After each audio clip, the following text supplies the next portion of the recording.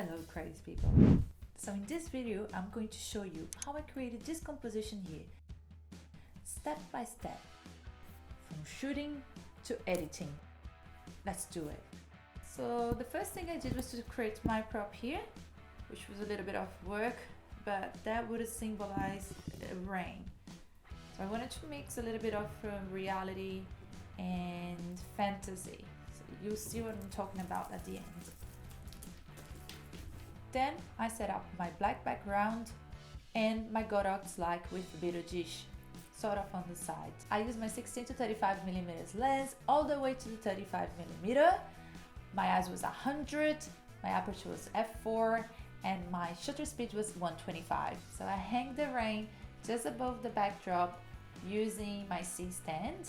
I sat down in a stool and I took a few shots using imaging edge. I also used an umbrella as a prop. After finding the shots I wanted, I brought to Photoshop, and now I'm going to show you how I edit. Okay guys, so here I am. This is the image I got straight out the camera. I didn't do much in camera raw, probably just put the highlights down a little and probably punch a little the clarity of this image and neutralized it before going to Photoshop. Okay, so the first thing I did was to get into the frame I wanted. So I went on a bigger frame because I have like further ideas. I will tell you, I started to edit this image in one way and I finished editing this image in a different way, and I will show you what I did. That's why the difference of frame is really big right now, as you can see. So I will turn off the initial image because otherwise you won't be able to see well what I did. So the image behind was the initial image. So first off, I start to clean the background, the wrinkles. You can see there was wrinkles here from the backdrop, wrinkles here. So I just did the clean up of this background. So I'm sitting in a chair right here, you can see. So next thing I did was to remove the chair. So simple, just removed the chair. I use the stamp tool right here. I love what stamp tool does to our image. Okay, so then I fixed the rain. So obviously, because there was something over there, this stuff here, I decided just to remove it and extend to the top. You know, I wanted that to be like that. That was my style choice at the beginning, okay? So then I thought, well, that's what I want. Did a gradient fill.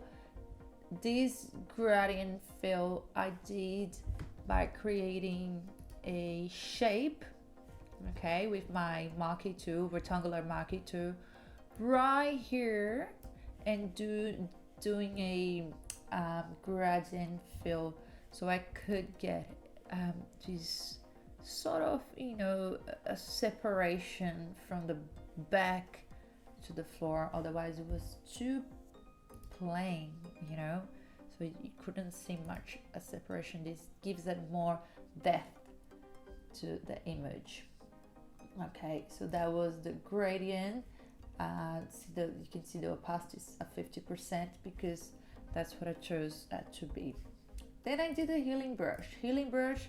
I healed probably things in my face. See my leg, look at my leg right now. So I removed things that were obviously didn't need to be in the image. Okay, and then I did the frequency separation, which is in the group right here. that's to smooth out my skin. See, and that did a great job. Also, I always put that on the frequency separation right here. You can see the correct at 70%. That's a 75. So I don't want that to be too strong. I want it to be as natural as possible, and I think that I achieved this right here. Then I did the burning dodge. If you don't know, burning dodge are those tools here.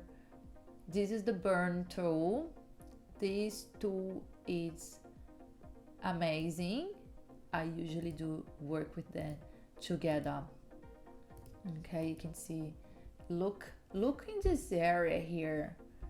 Okay, look how nice it is to create a bit more shadow and the definition that it gives to the body of a person or to an object.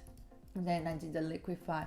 I did a liquify in the umbrella because the shape of the umbrella was just not the way I liked it. And I did a liquify in my hair. I just wanted to have a little bit of puffier hair here. And I liquify my arm because I didn't think was gracious, and I liquefy just a little. You have to be careful with the liquefy because now I look at it and I'm like, oh, I don't know if I like this arm, but anyways, it's done and I'll leave like that. The umbrella I think was good, and the hair I think was really good. That's what I really wanted to do. And then I cleaned the boots. So there was something in the boots right there, and I cleaned a little bit the backdrop as well. Like the background, I cleaned quite a few times. I went back and I was like, oh, there's something that I have to clean. So I did. So this vignette was added. Very, you can barely see, but it does a lot of difference if you look at here, over here. So vignette, I go filter and I go to lens correction. And then on the lens correction, if you go to custom here, that's where you add the vignettes. I'm gonna cancel this. I just find that much easier, but there are other ways to add vignettes. So then that's when I decide to expand the image. And then when I expanded the Photoshop fills the space for me. It's really easy. You just crop it and the Photoshop will fill for you. Now you may be wondering what's going on here. Well, you'll see what's going on there. I decided to add a cloud.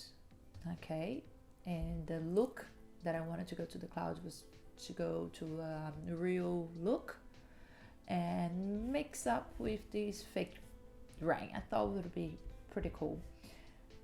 But then I was like, I think I will have to create more rain, because creating more rain will give more balance to the image.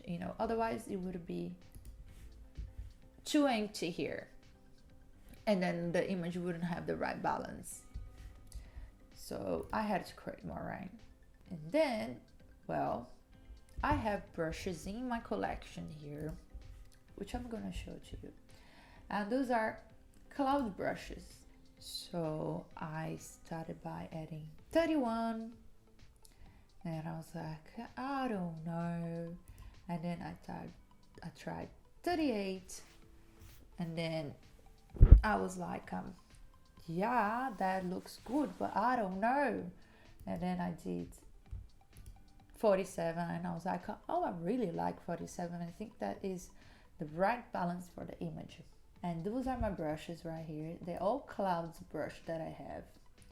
And then you can just choose one, and then you go to the layer and you add. I was like, wow, 47 is great, but maybe it's better if I add 31 with 47. So that's why I decided to leave 31 as well. I gave some final touches. Final touches were like a vignette, which you can tell, another vignette. I was like, nah, I wanted a darker. And then I was like, well, I'm pretty happy. Now I can add my color grading, which was the curves that I did. I went put the blue up and yellow down to a little bit of yellow tone in the highlight. I put red just a little bit for a little bit of magenta in the full editing. That is my final image. Now I'm going to show you. So this is the final image that I wanted to go. I'm mixing a little bit of reality with fantasy. I'm going to show you that was the final result of when I didn't want to add the cloud. So there is this and there is this. So I have two different images right here, but I still think I prefer the one with the cloud on it. That's it, guys. I hope you enjoyed this video. Don't forget to subscribe to this channel. Every week I'm posting new compositions. Like this video, share with your friends, and if you want to see more photos, go to my Instagram.